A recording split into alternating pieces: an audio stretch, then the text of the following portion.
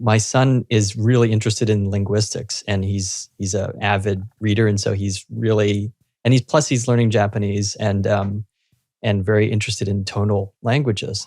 And he came to me the other day and he said, I just thought of this. He said, Dad, because he took some voice lessons at one point. We were working on singing, and he's like, frying is supposed to happen. Like it's a normal expression that we can like languages use that.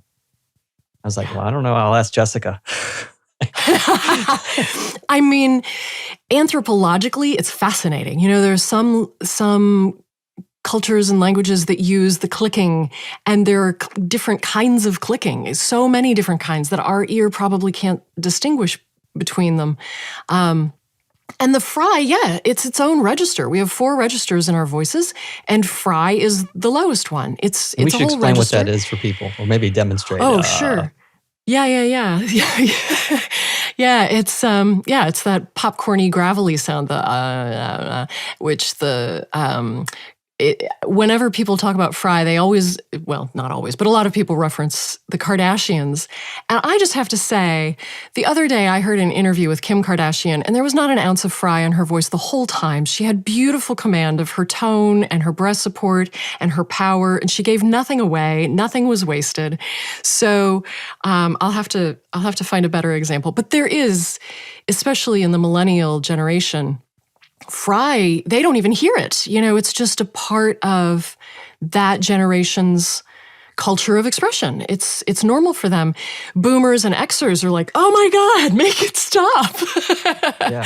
So, it's interesting how that came about culturally. Why do we do it? Right. Well, I just saw a study the other day that said boomers and Xers think fry makes you sound less credible, less knowledgeable. Oh. Millennials think fry makes you sound more authoritative, more credible. So I think it depends on who you want to reach. And in my case, fry is created by the vocal folds sort of banging against each other instead of lining up nicely like they do when you're using whole tone. And so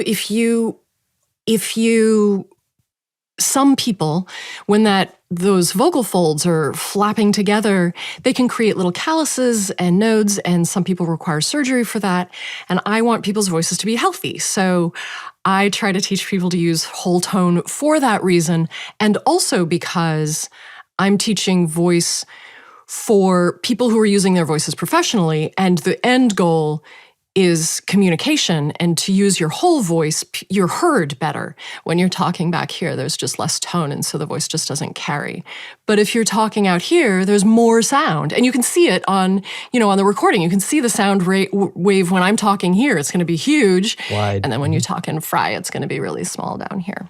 Right. And of course, there's the aesthetic of it. There's the people think it sounds cool, that you're laid back and you don't care. Yeah. You're super cool. And I think it goes back to Paris Hilton, right? That's hot. Exactly. And so when we hear that sort of like, oh my God, that's so hot, we're like, okay, that's that. Yeah. We have that archetype in our heads of like the cool party girl. How do you